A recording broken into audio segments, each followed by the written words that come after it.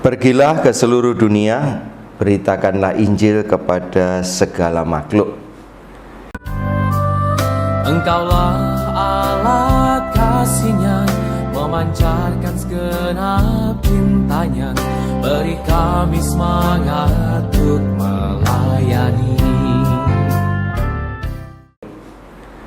Bapak Ibu, saudara-saudari sekalian yang dikasihi Tuhan, hari ini kita merenungkan sabda Tuhan dari Injil Markus, yang antara lain salah satu kalimatnya berupa perintah, yaitu untuk pergi dan mewartakan Injil. Tentu tujuan dari pewartaan Injil ini supaya berita tentang keselamatan sebagai alasan kita untuk bersukacita itu sampai kepada tujuannya. Kenapa Injil harus diwartakan? Injil itu sendiri mengandung kebenaran. Kebenaran bahwa Tuhan itu mencintai manusia. Itu tidak bisa dibantah. Sangat benar bahwa Tuhan itu mencintai kita manusia, dan bahkan bukan hanya kita, tetapi seluruh semesta alam. Injil diwartakan untuk menyampaikan betapa sesungguhnya Tuhan itu mencintai kita tanpa batas, total, bukan demi egoisme Tuhan, meskipun Tuhan layak untuk itu, tetapi demi kebahagiaan dan keselamatan kita.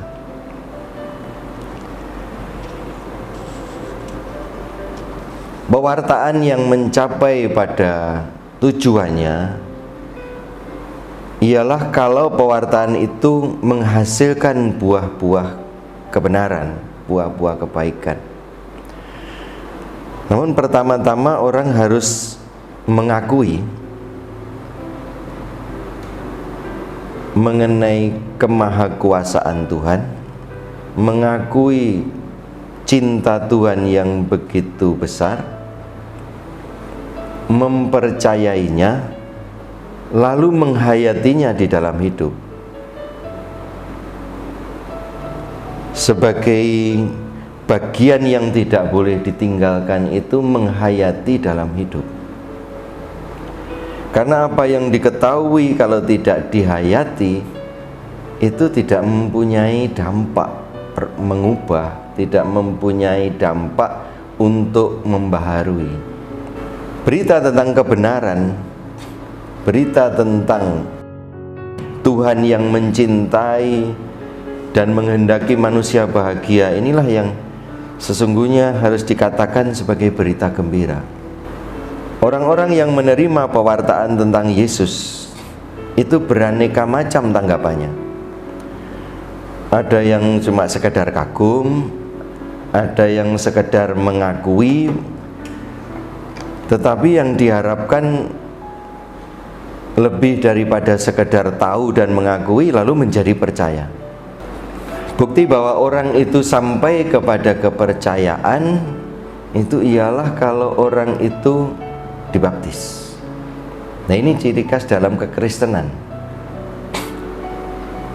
Baptis memang menunjukkan bahwa orang mau percaya dan mau menghidupi kepercayaan itu sebagai jalan hidupnya. Dan di dalam ungkapan sampai kepada menerima pembaptisan itu boleh dikatakan pintu gerbang di mana kita memasuki suatu wilayah, suatu tempat, kalau mau diumpamakan itu tempat di mana tersedia begitu banyak rahmat dan berkat yang Tuhan sediakan untuk kita orang percaya. Ini bukan hanya sekedar merupakan suatu ajakan, tetapi ini perintah, komando, bahwa kita orang-orang yang sudah percaya, itu harus ambil bagian di dalam membagikan, mewariskan kepercayaan yang sudah kita hidupi sendiri itu kepada orang lain, supaya orang lain juga mendapatkan berkat. Disitulah sebetulnya kita sebagai orang percaya itu tidak bisa dihindarkan dari tugas untuk mewartakan kabar baik ini, mewartakan Injil. Kembali kepada tugas yang oleh Tuhan Yesus sampaikan kepada para murid. Tadi dalam bacaan Injil Markus bab 16 ayat 9 sampai 15 dikatakan di sana begitu banyak orang itu yang sudah menerima penampakan dari Tuhan Yesus atau berita penampakan dari Tuhan Yesus, sulit untuk menjadi percaya. Tidak gampang. Dan mereka yang akhirnya menjadi percaya menerima itu dan menghayatinya. Nah, orang-orang yang sudah sampai kepada kepercayaan diberi tugas. Itu misi kita. Nah, dalam masa Paskah tentu kita diajak untuk merenungkan firman di mana berita tentang kebangkitan Yesus itu menjadi berita utamanya. Itulah kemenangan Yesus terhadap maut. Dia mengubah hidup yang biasa yang kita punya menjadi hidup ilahi, dan kita diajak untuk menghayati hidup ilahi itu supaya kita menjadi orang-orang yang diselamatkan secara utuh, baik secara jasmani maupun juga secara rohani.